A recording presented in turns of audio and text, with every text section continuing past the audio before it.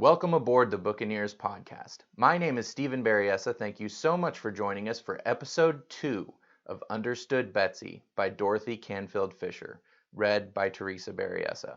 If you're joining us for the first time, click the link above to get episode 1. Otherwise, enjoy.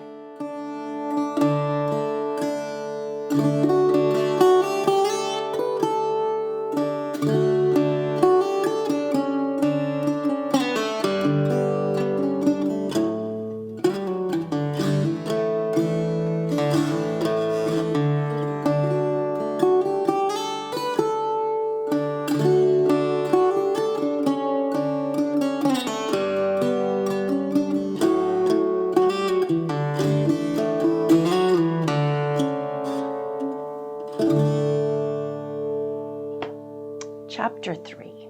A Short Morning. Aunt Abigail was gone. Eleanor was gone. The room was quite empty except for the bright sunshine pouring in through the small paned windows. Elizabeth Ann stretched and yawned and looked about her. What funny wallpaper! It was so old-fashioned looking. The picture was of a blue river and a brown mill with the green willow trees all over it, and a man with sacks on his horse's back stood in front of the mill. This picture was repeated a great many times all over the paper, and in the corner where it hadn't come out even, they had had to cut right down the middle of the horse. It was very curious looking. She stared at it a long time, waiting for somebody to tell her when to get up. At home, Aunt Frances always told her and helped her get dressed. But here nobody came. She discovered that the heat came from a hole in the floor near the bed, which opened down into the room below. From it came a warm breath of baking bread and a muffled thump once in a while. The sun rose higher and higher, and Elizabeth Ann grew hungrier and hungrier. Finally, it occurred to her that it was not absolutely necessary to have somebody tell her to get up. She reached for her clothes and began to dress. When she finished, she went out into the hall, and with a return of her grieved, abandoned feeling, you must remember her stomach was very empty, she began to try and find her way downstairs. She soon found the steps, went down them one at a time, and pushed open the door at the foot.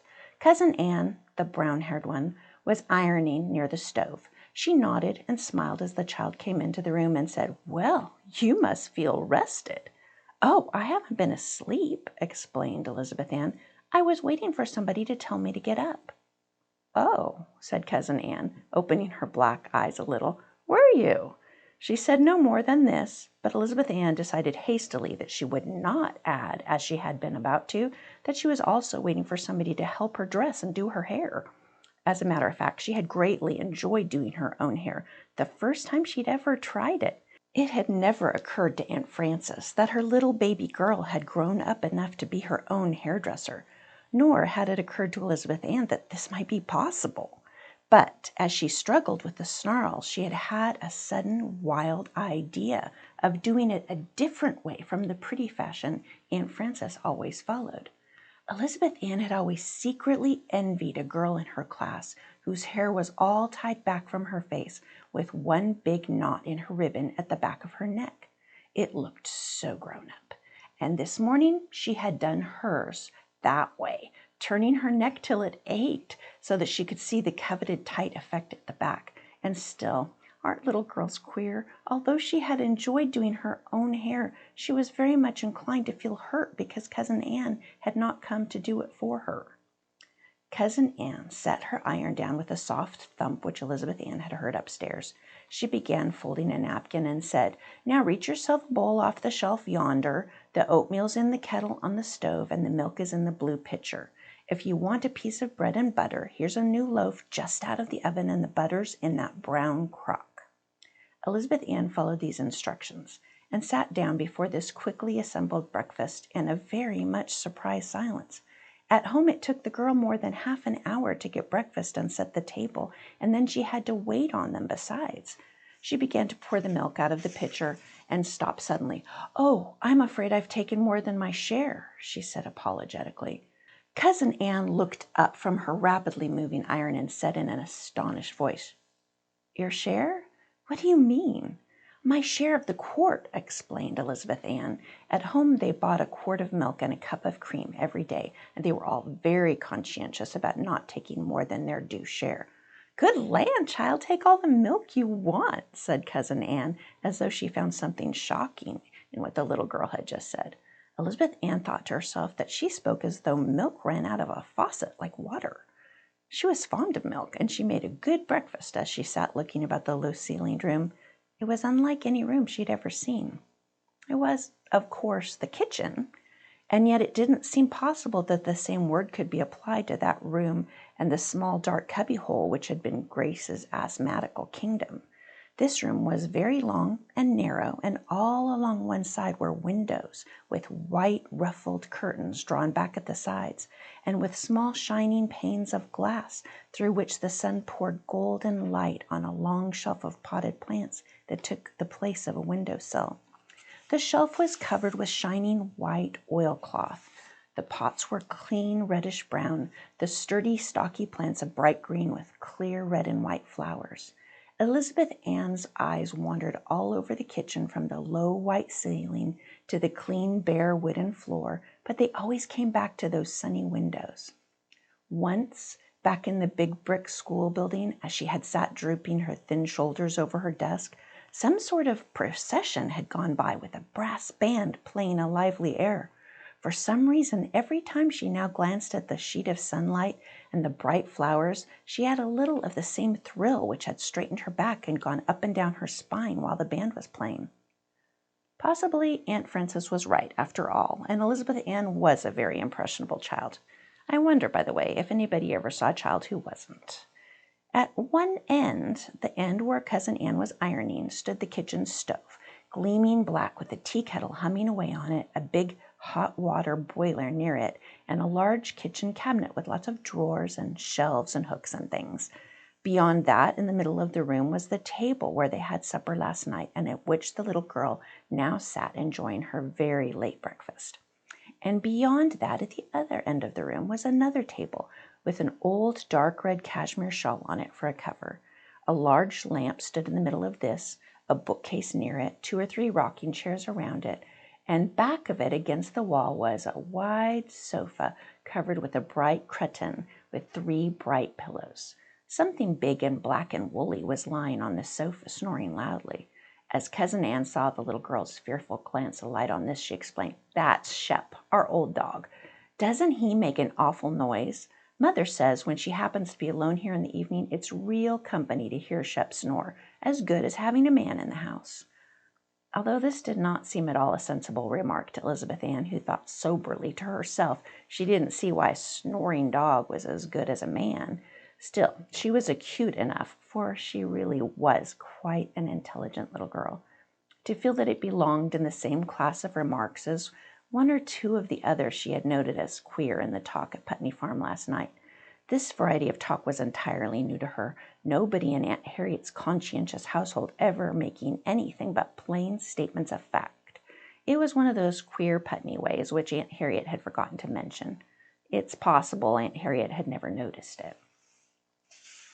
When Elizabeth Ann finished her breakfast, Cousin Ann made 3 suggestions using exactly the same accent for them all. She said, "Wouldn't you better wash your dishes up now before they get sticky?" And, "Don't you want one of those red apples from the dish on the side table? And then maybe you'd like to look around the house so as to know where you are." Elizabeth Ann had never washed a dish in all her life, and she'd always thought that nobody but poor ignorant people who couldn't afford to hire girls did such things. And yet, it was odd, she did not feel like saying this to Cousin Ann, who stood there so straight in her gingham dress and apron with her clear, bright eyes and red cheeks. Besides this feeling, Elizabeth Ann was overcome with embarrassment at the idea of undertaking a new task in this casual way. How in the world did you wash dishes? She stood rooted to the spot, irresolute, horribly shy, and looking, though she did not know it, very clouded and sullen. Cousin Ann said briskly, holding an iron up to her cheek to see if it was hot enough, "Just take them over to the sink there and hold them under the hot water faucet. They'll be clean in no time. The dish towels are those hanging on the rack over the stove." Elizabeth Ann moved promptly over to the sink, as though Cousin Anne's words had shoved her there, and before she knew it, her saucer, cup, and spoon were clean, and she was wiping them on a dry checked towel. The spoon goes in the side table drawer with the other silver, and the saucer and cup in those shelves there behind the glass doors where the china belongs, continued Cousin Anne, thumping hard with her iron on a napkin and not looking up at all. Don't forget your apple as you go out. Those northern spies were just getting to be good about now. When they first came off the tree in October, you could shoot 'em through an oak plank. Now, Elizabeth Ann knew that this was a foolish thing to say, since of course an apple never could go through a board, but something that had always been sound asleep in her brain woke up a little bit and opened one eye. For it occurred dimly to Elizabeth Ann that this was rather a funny way of saying that the northern spies were very hard when you first picked them in the autumn. She had to figure it out for herself slowly, because it was a new idea to her, and she was halfway through her tour of inspection of the house before there glimmered on her lips, in a faint smile, the first recognition of a joke in all her life. She felt like calling down to Cousin Anne that she saw the point, but before she had taken a single step toward the head of the stairs, she decided not to do this. Cousin Anne, with her bright dark eyes and her straight back and her long arms and her way of speaking as though it never occurred to her you wouldn't do just as she said. Elizabeth Ann was not sure she liked Cousin Anne. She was very sure she was afraid of her. So she went on, walking from one room to another, industriously eating the red apple, the biggest she had ever seen. It was the best, too, with its crisp white flesh and delicious sour sweet juice that made Elizabeth Ann feel with each mouthful like hurrying to take another. She did not think much more of the other rooms in the house than she had of the kitchen. There were no draped throws over anything. There were no lace curtains at the windows, just dotted Swiss like the kitchen. All the ceilings were very low. The furniture was all dark wood and very old-looking. What few rugs there were bright-colored rags. The mirrors were queer and old, with funny pictures at the top.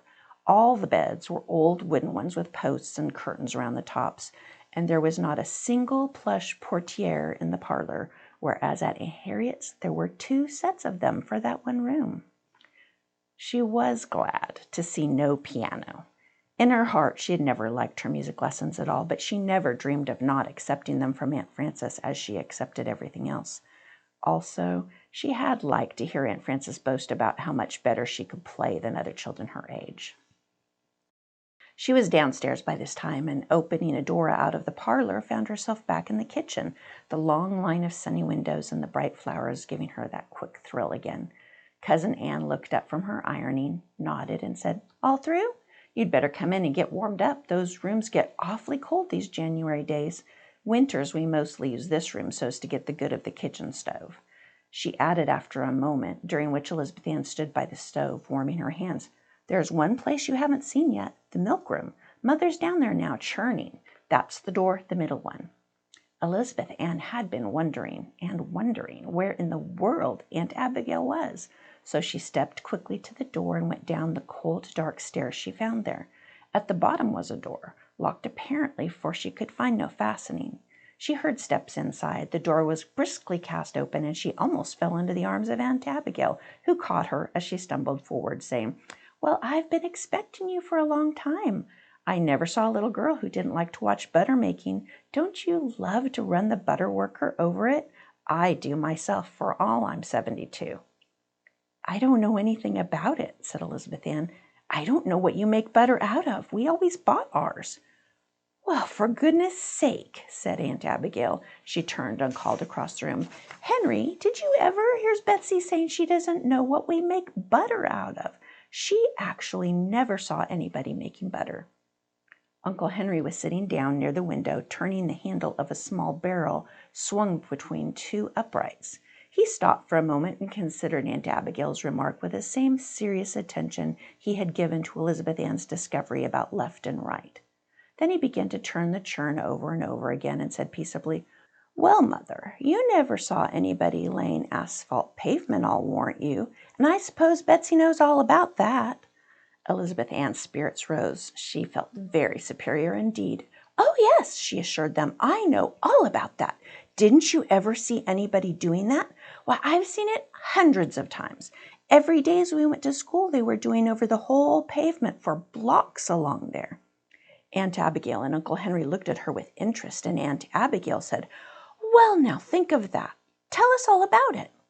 "Well, there's a big black sort of wagon," began Elizabeth Ann, "and they run it up and down and pour out the black stuff on the road. And that's all there is to it." She stopped rather abruptly, looking uneasy. Uncle Henry inquired, "Now there's one thing I've always wanted to know. How do they keep that stuff from hardening on them? How do they keep it hot?" The little girl looked blank. "Why, a fire, I suppose," she faltered, searching her memory desperately and finding there was only a dim recollection of a red glow somewhere connected with the familiar scene. "Of course, a fire," agreed Uncle Henry. "But what do they burn in it? Coke or coal or wood or charcoal? How do they keep any draft to keep it going?" Elizabeth Ann shook her head. "I never noticed," she said. Aunt Abigail asked her now, "What do they do to the road before they pour it on?" "Do?" said Elizabeth Ann. "I didn't know they did anything." "Well, they can't pour it right on a dirt road, can they?" asked Aunt Abigail. "Don't they put down cracked stone or something?" Elizabeth Ann looked down at her toes. "I never noticed," she said. "I wonder how long it takes it to harden," said Uncle Henry. "I never noticed," said Elizabeth Ann in a small voice. Uncle Henry said, "Oh," and stopped asking questions. Aunt Abigail turned away and put a stick of wood in the stove.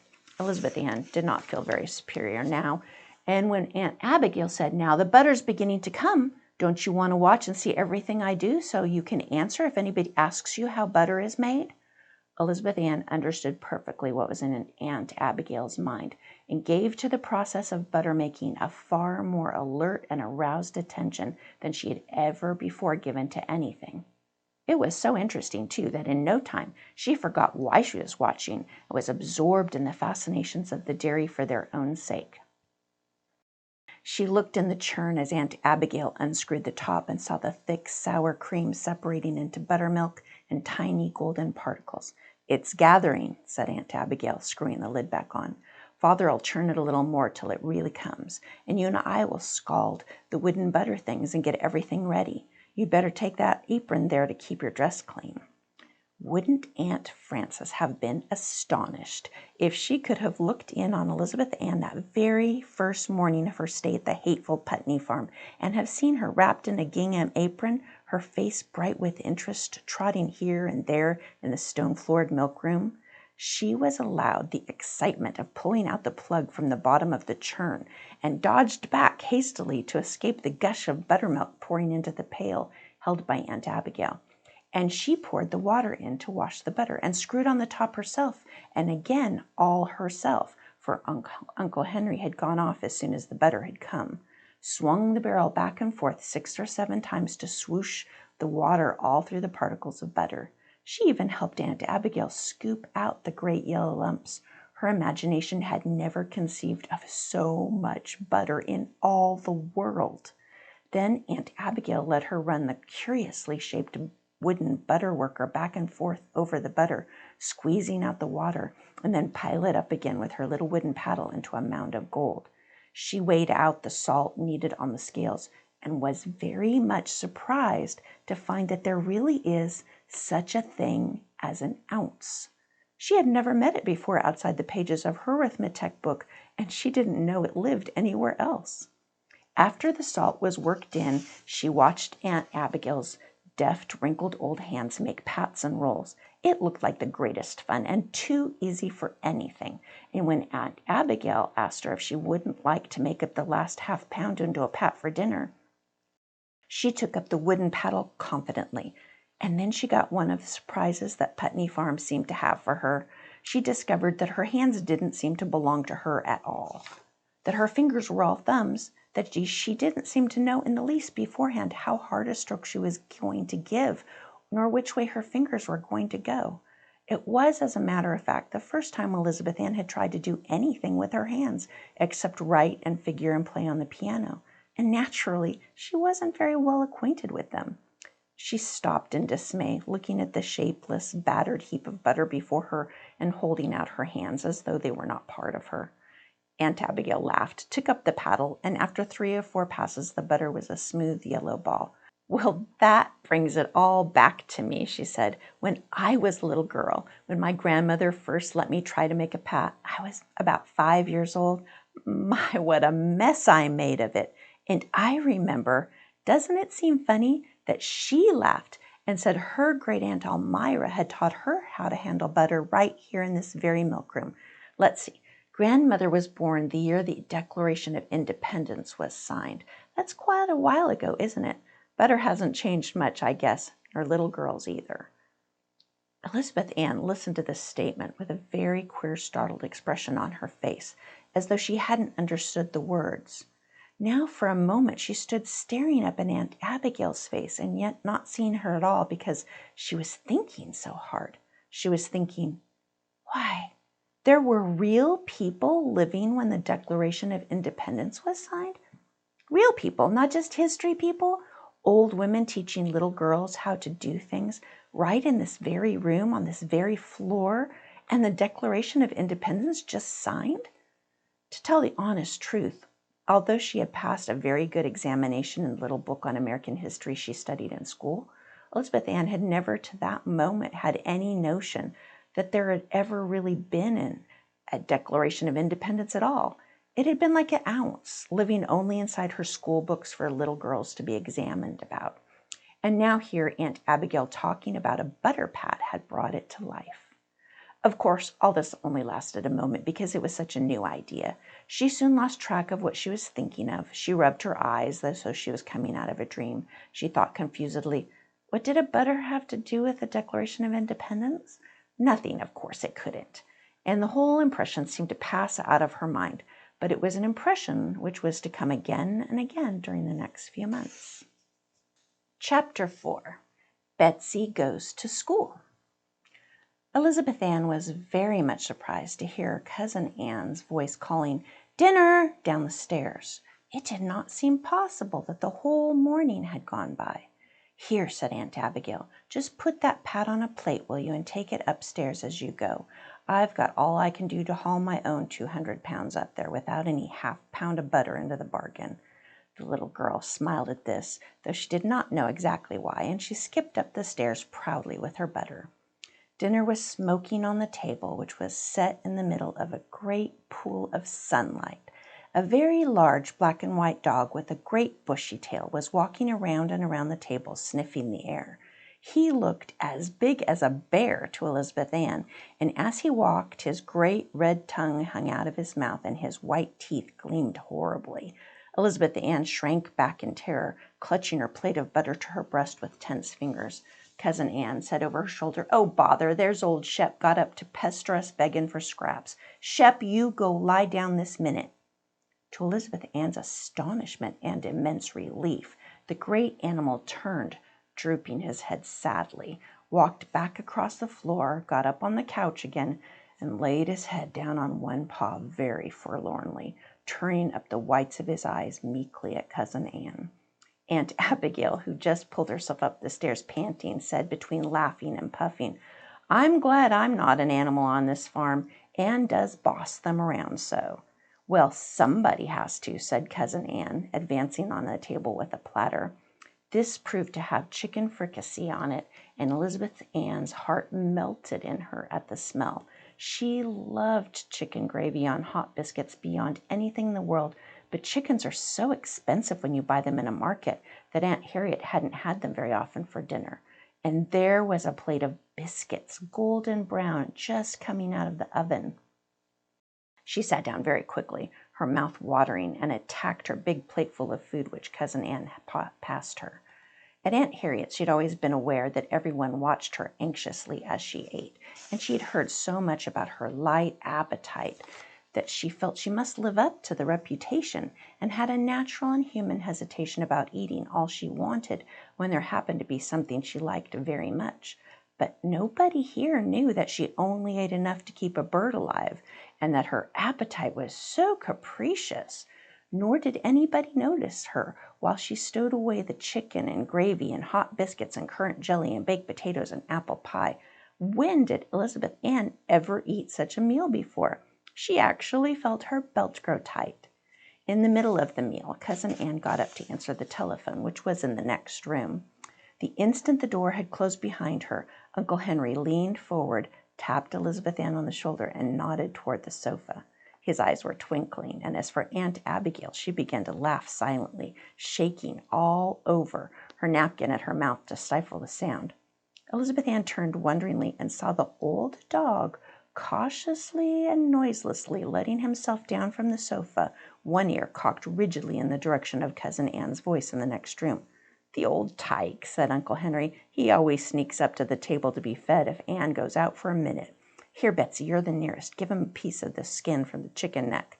The big dog paddled forward across the room, evidently in such a state of terror about Cousin Ann that Elizabeth Ann felt for him. She had a fellow feeling about that relative of hers. Also, it was impossible to be afraid of so meek and guilty an animal. As old Shep came up to her, poking his nose inquiringly on her nap, she shrinkingly held out the big piece of skin, and though she jumped back at the sudden snap and gobbling gulp which the old dog greeted the tidbit, she could not but be sympathetic with his evident enjoyment of it. He waved his bushy tail gratefully, cocked his head on one side, and his ears standing up at attention, his eyes glistening greedily, he gave a little begging whine. "Oh, he's asking for more," cried Elizabeth Ann, surprised to see how plainly she could understand dog talk. "Quick, Uncle Henry, give me another piece." Uncle Henry rapidly transferred to her plate a wing bone from his own, and Aunt Abigail with one deft swoop contributed the neck from the platter. As fast as she could, Elizabeth Ann fed these to Shep, who woofed them down at top speed, the bones crunching loudly under his strong white teeth. It did your heart good to see how he enjoyed it. There was the sound of the telephone receiver being hung up in the next room, and everybody acted at once. Aunt Abigail began drinking innocently out of her coffee cup, only her laughing old eyes showing over the rim.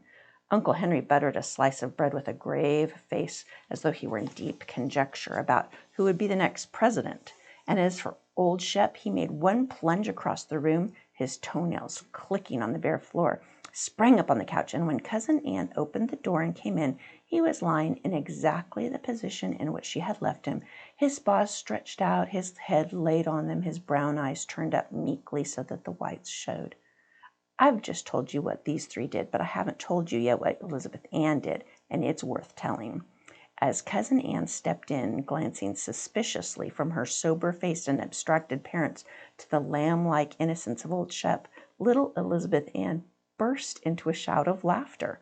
It's worth telling about because, so far as I know, that was the first time she'd ever laughed out heartily in all her life. For my part, I'm half surprised to know she knew how. Of course, when she left, Aunt Abigail had to laugh too, setting down her coffee cup and showing all the funny wrinkles in her face screwed up hard with fun. That made Uncle Henry laugh, and then Cousin Ann laughed and said as she sat down, "You are bad children, the whole four of you." And old Shep, seeing the state of things, stopped pretending to be meek, jumped down and came lumbering over to the table, wagging his tail and laughing too. You know, that good wide dog smile. He put his head on Elizabeth Ann's lap again, and she patted it and lifted up one of his big black ears. She'd forgotten she was terribly afraid of big dogs. After dinner, Cousin Ann looked up at the clock and said, "My goodness, Betsy'll be late for school if she doesn't start right off." She explained to the child, aghast at this sudden thunderclap, "I let you sleep this morning as long as you wanted because you were so tired from your journey, but of course there's no reason for missing the afternoon session."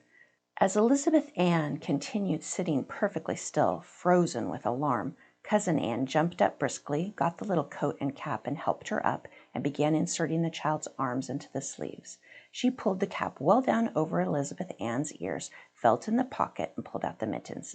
"There," she said, holding them out. "You'd better put them on before you go out. It's a real cold day." As she led the stupefied little girl along toward the door, Aunt Abigail came after them and put a big sugar cookie into the child's hand. "Maybe you'll like to eat that for your recess time," she said. "I always did when I went to school." Elizabeth Ann's hand closed automatically about the cookie, but she scarcely heard what was said. She felt herself to be in a bad dream. Aunt Frances had never let her go to school alone, and on the first day of the year always took her to the new teacher and introduced her and told the teacher how sensitive she was and how hard to understand. And then she stayed there for an hour or two till Elizabeth Ann got used to things. She could not face a whole new school all alone. Oh, she couldn't. She wouldn't. She couldn't. Horrors. Here she was in the front hall. She was on the porch. Cousin Ann was saying, "Now run along, child, straight down the road till the first turn to the left, and there in the crossroads, there you are." And now the front door closed behind her. The path stretched before her to the road, and the road led down the hill the way Cousin Ann had pointed.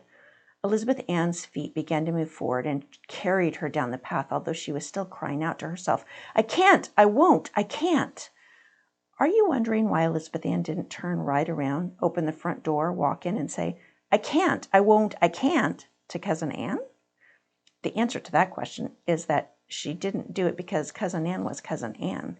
There's more in that than you think. In fact, there is a mystery in that nobody has ever solved, not even the greatest scientists and philosophers, although like all scientists and philosophers, they think they've gone a long way towards explaining something they don't understand by calling it a long name. The long name is personality. And what it means, nobody knows. But for all that, it's perhaps the very most important thing in the world. Yet we know only one or two things about it. We know that anybody's personality is made up of the sum total of all the actions and thoughts and desires of his life. And we know that though there aren't any words or any figures in any language to set down that sum total accurately, still it's one of the first things that everybody knows about anybody else. And that really is all we know. So I can't tell you why Elizabeth Ann did not go back and cry and sob and say she couldn't and she wouldn't and she couldn't, as she would certainly have done at Aunt Harriet's. You remember that I could not even tell you why it was that as the little fatherless and motherless girl lay in bed looking at Aunt Abigail's old face, she should feel so comforted and protected that she must needs break out crying. No, all I can say it was because Aunt Abigail was Aunt Abigail. Perhaps it may occur to you that it's a rather good idea to keep a sharp eye on your personality, whatever that is. It might be handy, you know, to have a personality like Cousin Ann's, which sent Elizabeth Ann's feet down the path. Or perhaps you would prefer one like Aunt Abigail's. Well, take your choice. You must not, of course, think for a moment that Elizabeth Ann had the slightest intention of obeying Cousin Ann. No, indeed. Nothing was farther from her mind as her feet carried her along the path and into the road. In her mind was nothing but rebellion and fear and anger and, oh, such hurt feelings. She turned sick at the very thought of facing all the staring, curious faces in the playground turned on the new scholar as she had seen them at home. She would never do it. She would walk around all the afternoon and then go back and tell Cousin Ann that she couldn't. She would explain to her how Aunt Frances never let her go out of doors without a loving hand to cling to. She would explain to her how Aunt Frances always took care of her. It was easier to think about what she would say and do and explain away from Cousin Ann than it was to say and do it before those black eyes. Aunt Frances's eyes were soft, light blue. Oh, how she wanted Aunt Frances to take care of her. Nobody cared a thing about her. Nobody understood her but Aunt Frances. She wouldn't go back at all to the Putney farm. She would just walk on and on till she was lost, and the night would come, and she would lie down and freeze to death, and then wouldn't Cousin Ann feel... Someone called to her. "Isn't that Betsy?" She looked up astonished. A young girl in a gingham dress and white apron like those at the Putney farm stood in front of a tiny square building like a toy house. "Isn't this Betsy?" called the young girl again. "Your Cousin Ann said you were coming to school today, and I've been looking out for you. But I saw you going right by, and I ran out to stop you." "Why, where's the school?" asked Betsy, staring around for a big brick 4-story building. The young girl laughed and held out her hand. "This is the school," she said, "and I am the teacher, and you better come right in, for it's time to begin." She led Betsy into a low-ceilinged room with geraniums at the windows, where about a dozen children of different ages sat behind their desks. At the first sight of them, Betsy blushed crimson with fright and shyness and hung down her head, but looking out of the corners of her eyes, she saw that they too were all red-faced and scared-looking and hung down their heads, looking at her shyly out of the corners of their eyes. She was so surprised by this, she forgot all about herself. and looked inquiringly at the teacher. They don't see many strangers, the teacher explained, and when they feel shy and scared when a new scholar comes, especially one from the city. Is this my grade? Asked Elizabeth, thinking it the very smallest grade she'd ever seen. This is the whole school, said the teacher. There are only 2 or 3 in each class. You'll probably have 3 in yours. Miss Anne said you were in the 3rd grade. There, that's your seat. Elizabeth sat down before a very old desk, much battered and hacked up with knife marks. There was a big H.P. carved just over the inkwell, and many other initials scattered all over the top. The teacher stepped back to her desk and took up a violin that lay there. Now, children, we'll begin this afternoon session by singing America, she said. She played the air over a little, sweetly and stirringly, and then as the children stood up, she came down close to them, standing just in front of Betsy. She drew the bow across the strings in a big chord and said, "Now," and Betsy burst into song with the others. The song came in the windows brightly. The teacher, too, sang as she played, and the children, even the littlest ones, opened their mouths wide and sang with all their hearts. Thanks again for joining us. If you liked what you heard, please hit the buttons below, give us a like and a subscribe, and hit that bell icon so you get notified whenever we drop a new video. You can follow the links to find us on Facebook, Instagram, and Twitter. Please share us with your friends and family, and join us next time for the next episode of the Buccaneers podcast.